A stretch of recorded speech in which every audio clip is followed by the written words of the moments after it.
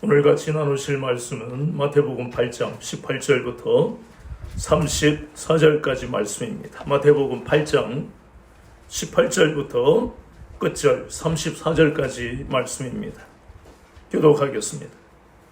예수께서 무리가 자기를 에워싸는 것을 보시고 건너편으로 가기를 명하시니라.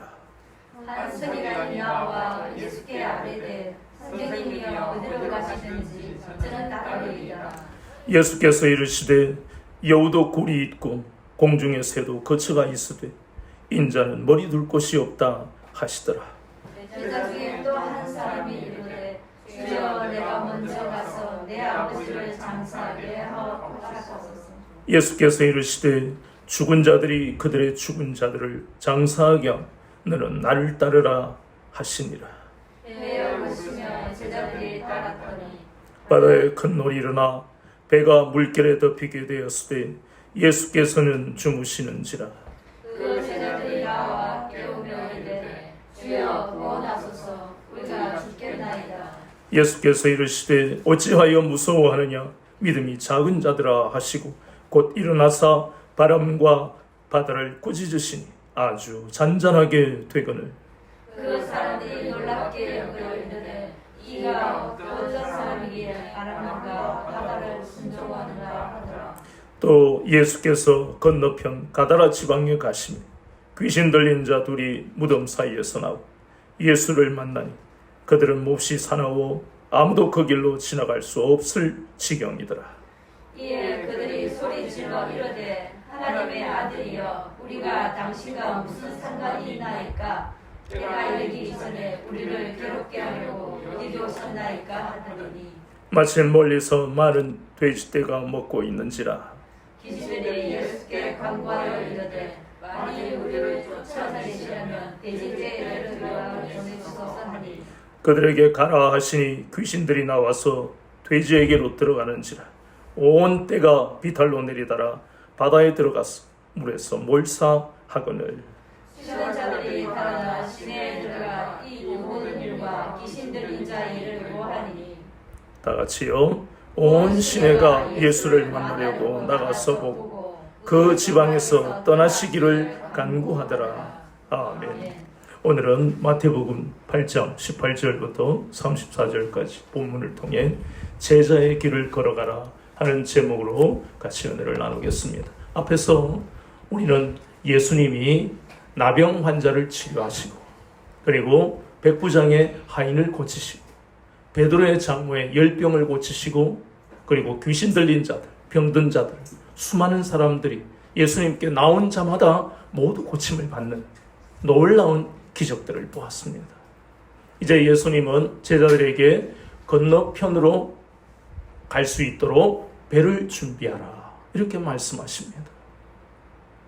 여기에서 우리가 건너편이라는 것을 지명을 보면 이것은 갈릴리 동편에 있는 바로 가다라 지방이라 하는 것을 우리가 알 수 있어요.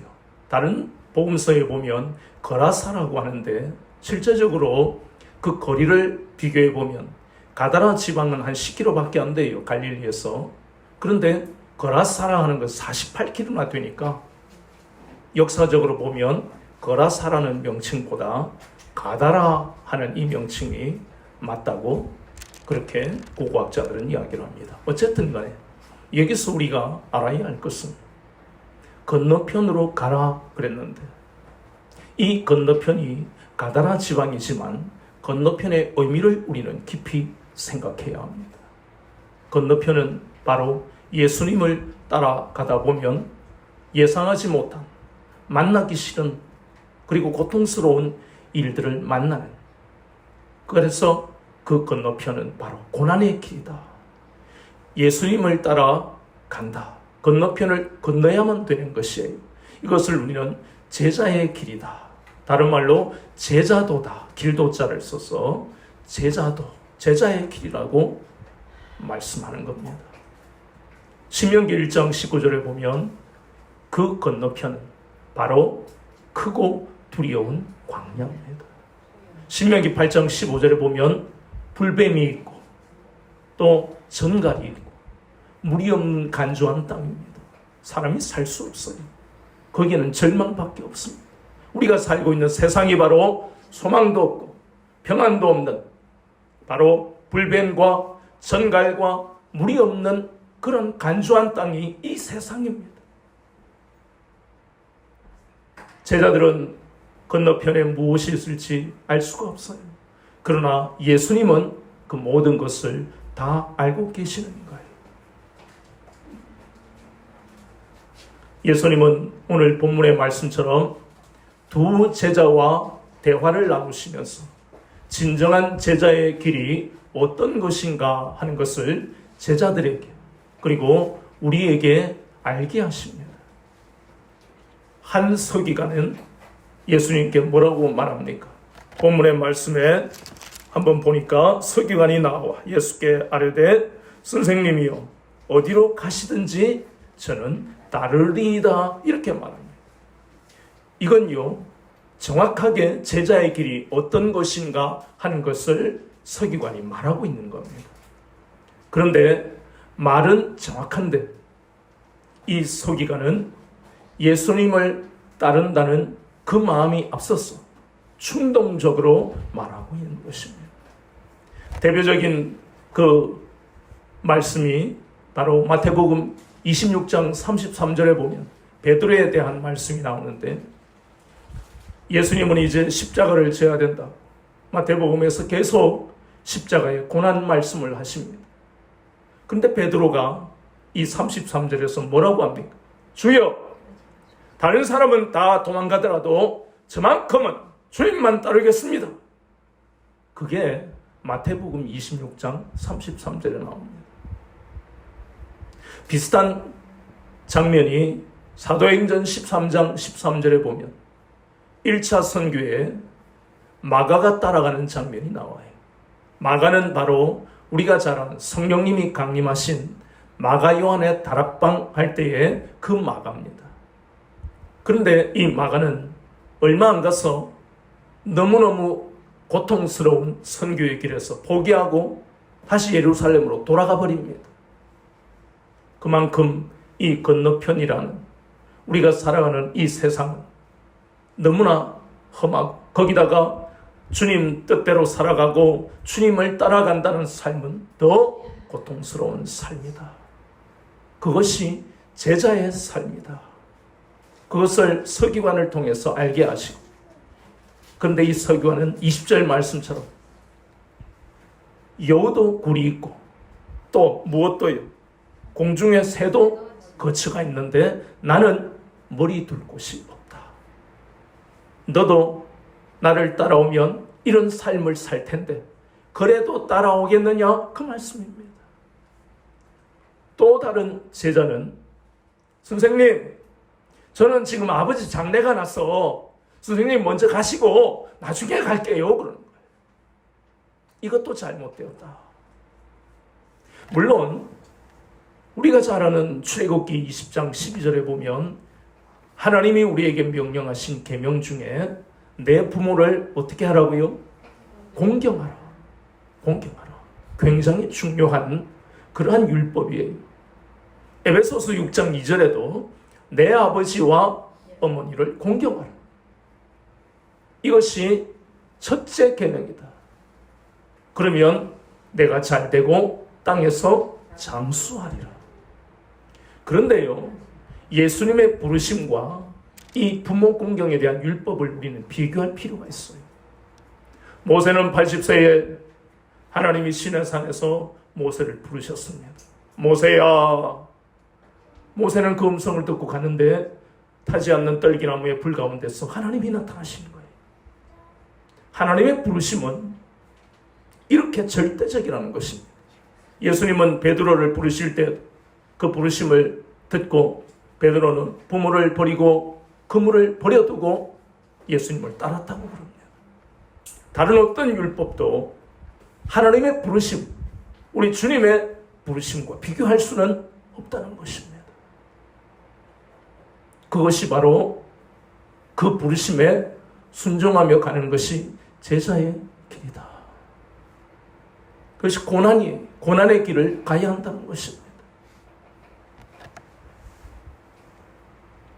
그런데 과연 제자들이 두려워하던 좋은 일은 아니고 뭔가 우리가 감당하기 힘든 일이 일어날 거야 짐작을 했는데 본문에 보니까 폭풍을 만났다. 얼마나 제자들이 두려웠겠습니까? 그들은 온갖 생각을 다 했을 거예요. 내가 예수님을 따라오는 게 후회돼. 지금이라도 돌아갈까? 이 고비는 어찌어찌 넘어가지만 이런 것이 수없이 올 텐데 과연 내가 선택한 것이 맞을까? 숱한 생각이 제자들의 머릿속에 스치고 지나가 얼마나 고통스러웠을까? 그런데 예수님은 지금 뭐하고 계셔요? 주무시고 계시는 거예요. 사람으로 따지면 제정신이 아니지요. 아니 배가 뒤집힐 것 같은데 잠이 옵니까? 이 본문의 말씀은 바로 예수님은 건너편으로 건너가기 전에 폭풍이 온다는 것을 이미 알고 계셨다는 겁니다. 그런데도 그들의 부르짖음을 지금 듣지 아니하시는 것은 너희들이 이런 폭풍, 고난을 만났을 때 과연 나를 신뢰할 수 있느냐? 예수님은 바로 제자들을 폭풍을 통해 시험하시는 겁니다. 고난이라는 것은 너무나 고통스러워. 광야가 불뱀과 정갈과 물이 없는 간주한 땅밖에 없는 그런 광야인데 거기다가 더해서 고난을 통해 또 우리를 시험하시면 정말 우리는 고통 정도가 아니고 절망할 수밖에 없다는 것입니다. 그래서 우리가 살 길은 그 속에서 불뱀만 쳐다볼 것이 아니고 바로 하나님의 말씀을 붙들어야 된다는 것입니다. 시편 119편 71절에서 하나님은 우리 고난당한 것이 내게 유익이라고 말씀하십니다. 이로 말미암아 하나님의 말씀을 깨닫게 된다는 것을 우리에게 알게 하시는 거예요. 고난이 오면 절망스럽고 두려운 마음이 우리에게 온다 할지라도 즉시로 하나님의 말씀을 붙들어야만 돼요. 그 습관을 우리는 길러야 된다는 것입니다. 야고보서 1장 2절에서 4절까지 말씀도 믿음의 시련은 인내를 이루고 온전하고 구비하여 조금도 부족함이 없게 하신다고 우리에게 약속하셨습니다. 하나님이 우리를 건지시는데 금방 건지실 수도 있지만 시간이 걸리기 때문에 우리는 그것을 못 참는 연약한 자들이기 때문에 믿음의 시련을 통해서 우리에게 인내라는 능력을 주신다는 겁니다.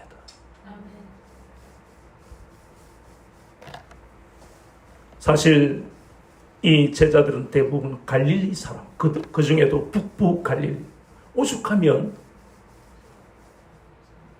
유대 사람들이 갈릴리 출신들을 향해서 너희들은 이방인이다 하고 무시해버립니다. 평생을 바다에서 살던 사람이니까 이 제자들이 얼마나 바다를 잘 알겠어요. 그리고 수많은 폭풍도 경험했을 겁니다. 그런데 지금 만나고 있는 이 건너편을 건너가는 과정에서 만난 폭풍은 제자들을 단련하시는 예수님의 시험이기 때문에 그들은 도저히 그들의 경험, 그들의 어부 생활, 그들의 바다에 대한 지식 아무것도 이것을 견디고 이길 수가 없는 것이라는 거예요. 제자들과 우리에게 깨닫게 하시는 겁니다. 사도행전 27장 14절에 보면 똑같은 대목이 나옵니다. 세계를 정복해서 의기양양한 로마 군인들, 그리고 수없는 태풍 속에서도 살아남은 어부들, 그리고 선주들, 그런 사람들도 감당할 수 없는 유라굴로라는 광풍을 하나님이 보내셨어요. 마침내 그들은 죄수라고 무시했던 인물도 변변찮고 대머리에다 땅딸보에 그 한 사람 사도 바울을 의지하게 되었다는 것입니다. 이것은 무엇을 말합니까? 우리가 만날 그 어려움은 예상한다고 해서 이길 수 있는 것도 아니고 예상할 수도 없어. 결국은 우리를 구원하신 하나님, 우리에게 다가오는 이 고난들을 통해서 우리가 하나님 앞에 우리의 주도권을 내어드려야 된다는 것을 우리에게 교육시키는 겁니다. 우리가 주도권을 가지고 있는 것이 아닙니다. 그것을 내려놓기가 쉬워요? 어렵습니다. 내가 너 의지대로 살아도 내 이 어렵고 힘든 이 환경과 지금의 상황을 이길 힘이 없는 그 의지까지 내 생각까지 내려놓으면 도대체 어쩌라는 것이냐? 부딪히는 거예요. 그래서 우리 의지로, 우리 생각으로, 경험으로 주도권을 하나님 앞에 내어드리기가 불가능하기 때문에 하나님은 우리를 고난으로 때리시는 겁니다. 우리를 사랑하니까. 내려놔야 되는데 안 내려놓으면 아무 역사도 일어나지 않기 때문에 내려놓게 하시려고 하나님은 우리에게 폭풍 같은 고난을 주시는 겁니다. 우리는 끝까지 붙들려고 하잖아요. 내 경험, 내가 알고 있는 지식, 내가 알고 있는 인맥을 동원했으라도 이 어려움을 이길 수 있다고 믿기 때문에. 그러나 하나님은 야 그래 너 한번 그러면 네 고집대로 해봐라. 100% 실패하잖아요. 고난이 올 때 하나님은 우리를 저주하시는 것이 아니고 하나님께 주도권을 내어드리는 하나님만 의지하는 사람이 되게 하시는 하나님의 뜻을 우리가 받아들여야 된다는 것입니다. 아멘. 두 사람이 있습니다. 한 사람은 삼성그룹의 이재관이라는 사람이 있어요. 이 사람은 창업주인, 우리가 잘 아는 삼성의 그 회장의 동생이 이창희 씨라고 있는데 이창희 씨의 장남이 바로 이재관입니다. 삼성은 여러 그룹으로 CJ라든가 뭐 여러 그룹 한솔이라든가 4개의 그룹으로 이렇게 자녀들이 다 승계를 했는데 그 중에 이 이창희 씨는 세한그룹을 맡았어요. 우리가 잘 아는 세한미디어. 예전만 해도 80년대, 90년대 비디오나 이런 것들은 거의 이 사람들이 거의 주도를 했기 때문에 그 당시에 80년대, 90년대 초까지 재계 순위가 20위였어요. 어마어마했어요. 그 아들이 장남이 이재관이고 동생도 한 명 있었는데 아버지가 이런 나이에 돌아가셔서 이재관이라는 장남이 이것을 물려받았어요.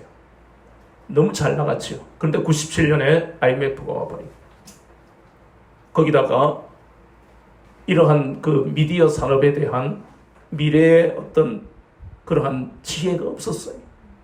하던 일에 대한 새로운 변화를 가져오지 못하니까 자금을 많이 끌어다 쓰다가 IMF를 맞고 거의 망해버렸어요. 법정 관리가 들어가 버렸습니다. 동생은 자살했습니다. 이재관 씨를 제가 사진에서 보니까 삼성가의 사람들을 인물로 내가 평가하는 건 아니고 여러 사람들은 다 똑똑하게 생겼지만 이 사람은 영화배우같이 너무너무 잘생겼더라고요. 그런데 그게 무슨 소용이 있어요? 결국은 IMF부터 고난을 이기지 못하고 결국 이 사람도 죽었는데 자살이 그 이야기를 못하니까 신문에서 숱한 고난을 이기지 못하고 또 한 사람은 다른 삶을 살았어요. 우리가 한 번씩 들어본 적이 있는 유한양령의 창업자 유일한 박사예요. 이분은 너무너무 어려웠지만 다른 사람의 도움으로 미국에 건너가기도 했고 침례교를 믿는 그리스도인의 가정에서 자랐고 그래서 거기서 미국에서부터 사업을 하고 성공해서 우리나라에 들어왔는데 그 당시만 해도 이승만 정권과 박정희 정권에 걸쳐서 사업을 했어요. 얼마나 숱한 고난이 그에게 많이 왔는지 모릅니다. 아까 우리 이재관 씨도 마찬가지였고 특히 이승만 정권과 박정희 정권은 유일한 박사에게 정치 자금을 수없이 요구를 하는 거예요. 그런데 이 사람은 분명한 신앙관이었기 때문에 불의를 절대로 저지를 수 없다. 타협을 하지 않았습니다. 그러니 그 정권들이 놔두겠어요. 제일 만만한 게 기업의 세무사찰입니다. 근데 놀라운 것은 털어서 먼지 안 나오는 기업이 없는데 털었는데 먼지 하나 안 나왔습니다. 그 서슬퍼른 박정희 정권에서 박정희 대통령이 이 사람에게 세금 잘 낸다고 상까지 줬습니다. 그리고 이 사람은 사원들에게 거의 50%가 넘는 주식을 그들이 퇴직할 때 다 돌려받도록, 이것은 내 회사가 아니다, 국민들 것이고 사원들 것이다. 그리고 이 원장은 자식에게 재산 안 물려주고 손자에게는 대학을 졸업할 때까지 10,000불 정도만 남기고, 제가 읽어보니까 참 눈물이 날 정도로 정말 성경대로 살았던 사람이구나. 우리는 이 두 사람을 비교하면서 똑같이 인생의 고난은 옵니다. 예수님을 믿어도 고난은 옵니다. 제자들은 예수님만 따르겠다고, 제자의 길을 걸어가겠다고 했는데 고난을 받았어요. 이재관 씨도 주님이 안 부르셨겠어요? 얼마나 7, 80년대 우리나라가 뜨거웠는데 복음을 들었을 것이다. 그랬는데 정말 대단한 기업을 했던 사람이지만 인생의 고난은 안 올 수가 없어요. 그런데 대부분은 정권과 결탁해서 넘어가지만 유한양행은 그러지 않았습니다. 하나님만 의지했어요. 과연 하나님은 우리는 이 본문을 통해 깨닫게 하시는 이 말씀을 통해 우리에게 위로하시는 것이, 인생의 폭풍은 누구에게나 올 수 있다. 그러나 주님의 그 부르심에 순종한 한 사람은 고난 가운데서도 기가 막힌 방법으로 지켜주셨고, 주님의 부르심에 불순종했던 한 사람은 자살로 인생 만 59세면 한창의 나이인데도 결국 비참하게 죽었다.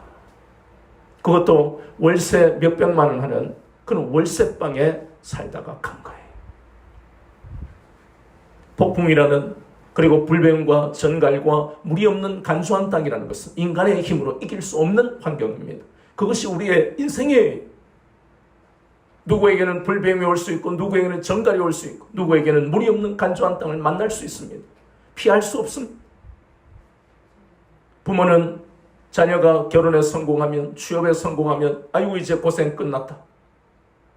그러나 고생 끝나는 인생은 단 한 군데도 없습니다. 취업하면 그 조직 속에서 불의한 사람들을 만나면 내가 이 직장에 잘못 들어왔다, 때려쳐야 되겠다. 그리고 퇴근길에는 다른 공부하고, 결혼을 했는데 내가 원하는 배우자가 아니다, 이혼할 생각을 날마다 하고, 결혼을 했는데 자녀는 소식이 없고, 이게 불뱀이고 정갈입니다. 피할 수가 없습니다. 그런데 누구든 간에 예외 없이 주님은 우리를 오라고 부르시는데, 그 부르심에 순종한 사람들은 모두 주님의 보호하심을 받아서 살아가는 인생이 된다는 것입니다. 이제 본문을 보니까 예수님의 5번째 기적을 말씀하십니다.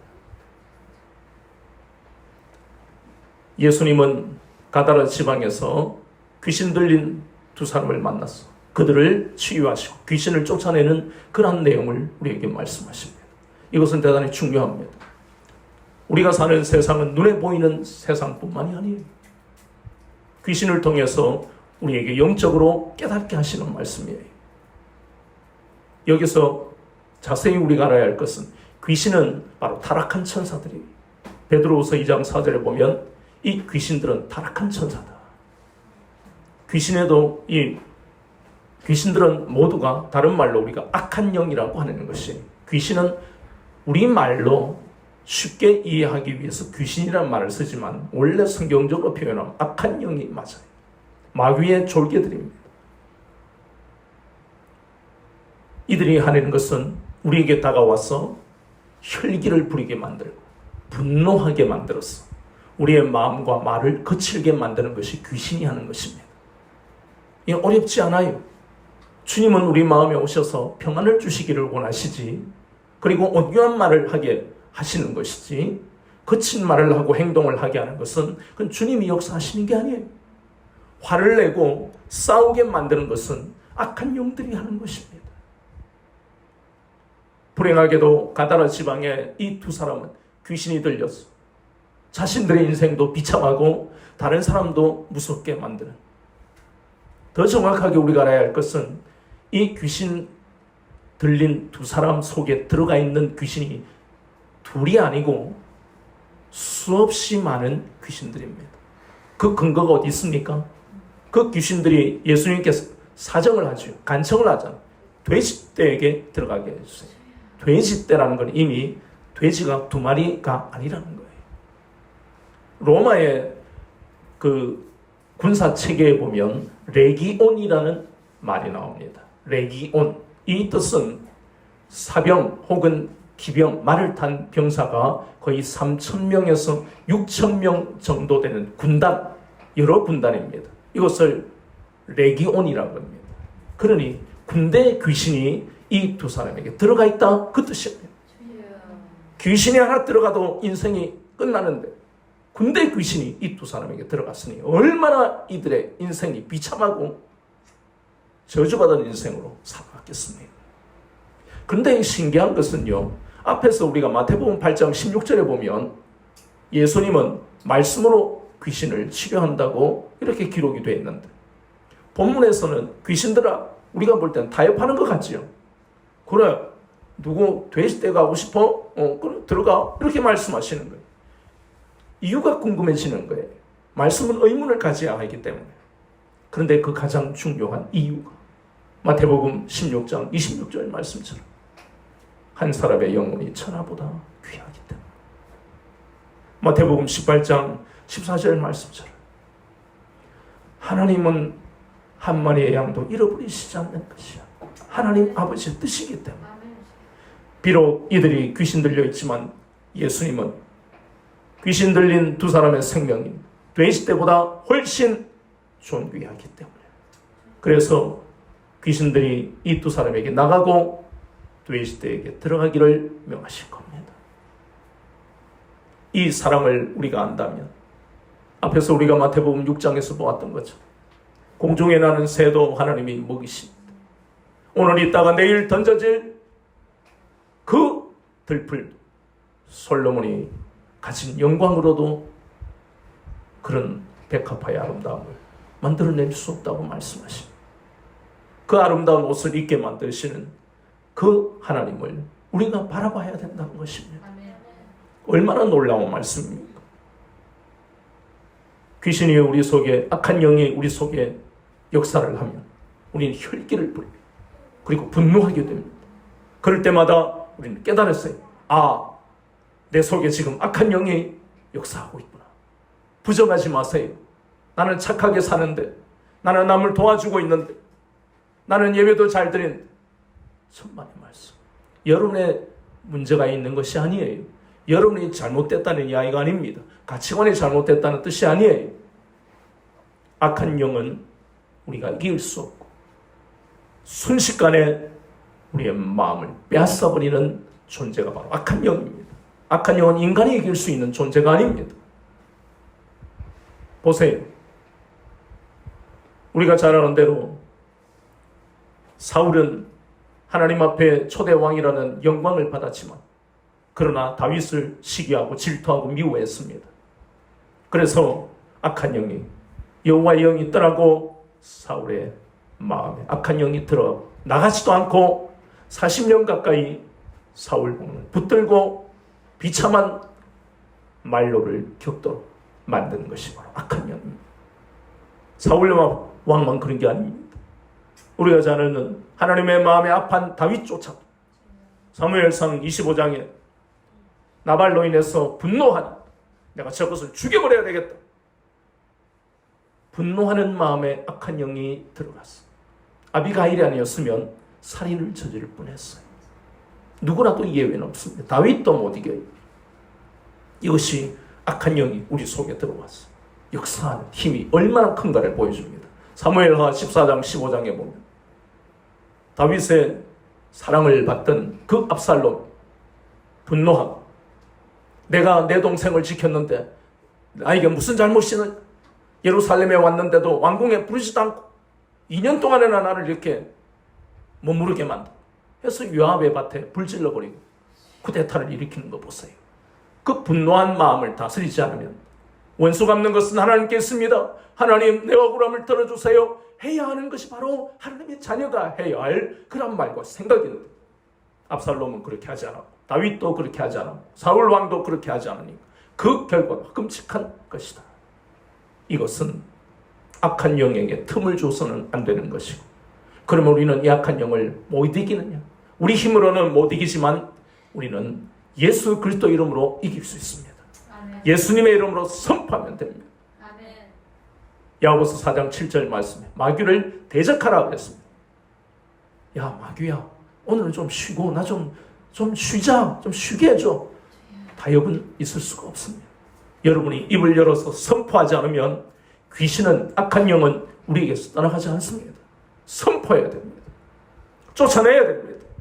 예수님은 쫓아내잖아요.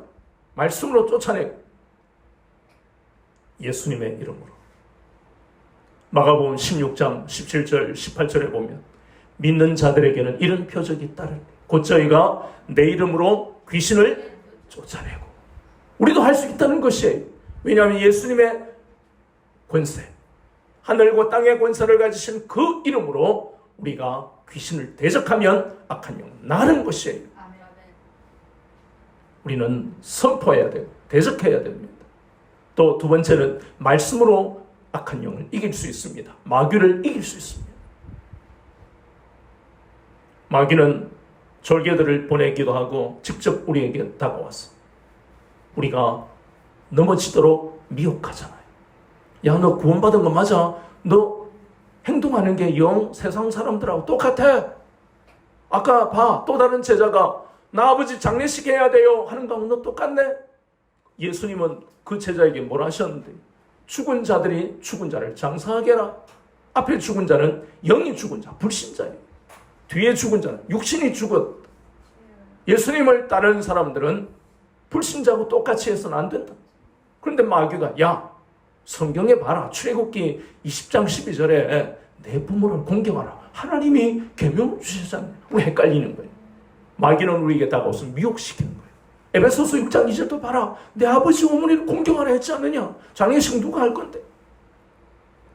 그 장례식에 참석하고 안 하고의 문제가 아니라 마귀는 얼마나 강력하게 우리에게 말씀을 들고 와서 우리를 미혹시켜버리는 거예요. 못 이긴다는 것이. 그래서 말씀 위에 서야 되는 것입니다. 나는 구원받았어. 아니야, 마귀야 떠나가라. 이사야서 1장 18절에 오라 우리가 서로 변론하자. 너희 죄가 주홍 같을지라도 눈과 같이 이어질 것이요 진홍같이 붉을지라도 흰 양털보다 더 깨끗하게 이미 우리 주 예수 그리스도의 피로 깨끗함을 받았다. 로마서 8장 1절 2절에 그러므로 이제 그리스도 예수 안에 있는 자에게는 결코 정죄함이 없나니 이는 그리스도 예수 안에 있는 생명의 성령이고 죄와 사망의 법에서 너를 해방하였다고. 나는 이미 죄에서 해방되었어. 이것을 선포해야 돼요. 말씀을 가지고 귀신을, 악한 영을 쫓아내버려야 된다는 것입니다. 때때로 물질의 어려움이 옵니다. 그럴 때는 빌보서 4장 19절의 말씀, 나의 하나님이 그리스도 예수 안에서 영광 가운데 그 풍성한 대로 너희 모두 쓸 것을 채우시리라. 채우신다고 그러셨다. 공중의 새도 창고도 없는 그 먹이신다. 이것이 바로 말씀을 붙들고 마귀에게 속지 않고 마귀를 쫓아낼 수 있는 방법입니다. 세 번째는 기도. 말씀을 붙들고 기도하라. 변화산에서 베드로와 야고보와 요한이 예수님의 그 놀라운 변화를 보고 은혜를 받아서 정말 감격이 되어서 내려오는데 밑에 있는 제자들은 귀신 들린 사람을 치료를 못하는 거예요. 예수님이 내려오셔서 귀신을 쫓아내버리니까 주님, 우리는 못하고 주님은 어떻게 하실 수 있습니까? 이런 이유는 기도 외에는 할 수가 없느니라. 이 세 가지 마귀를 이길 수 있는 이 세 가지를 반드시 기억하시고 일평생 우리가 사는 동안 우리를 미혹해서 절망하게 만들고 거칠고 험악한 삶을 살게 만드는 여기에 속지 말고 주님이 우리를 부유하게 하시는 그 놀라운 역사들을 체험하며 살 수 있는 것을 굳게 믿고 나가야 된다는 것입니다. 아멘. 이렇게 저를 보세요. 이렇게 우리는 오늘 보면서 제자의 길이 얼마나 험악한지, 얼마나 험난한지를 보았어요. 제자의 길을 걸어가는데 폭풍 같은 고난을 만나는 것입니다. 또 고난을 만나면 고통스러운 겁니다. 고통스러울 때 악한 영들은 우리의 마음속에 들어와서 우리를 미혹하고 우리를 혈기를 부리게 만들고 우리를 분노하게 만들었어. 우리의 인생이 하나님의 인도를 받지 못하도록 만들 때, 이것이 바로 마귀의 공격, 악한 영의 공격들입니다. 그럴 때마다 우리는 예수님의 이름으로 그것들을 물리치고 약속의 말씀을 붙들고 미혹되지 아니하고 깨어있는 그런 신앙으로 가야 되는 것입니다. 아멘. 힘들 때마다 마귀를 대적하라는 말씀으로 기도로 이기고 나가야 합니다. 그것이 바로 예수님만 의지하는 사람에게 주시는 능력이요 축복인 것입니다. 선포하면서 나는 구원받은 하나님의 자녀요, 나는 저 넓은 길, 망할 그 길로 가는 인생이 아니다. 좁고 협착하지만 이 길만이 생명길이기 때문에 나는 이 좁은 길로, 제자의 길로 걸어가는 것이다. 많은 사람들이 제자의 길을 걸어가고 있습니다.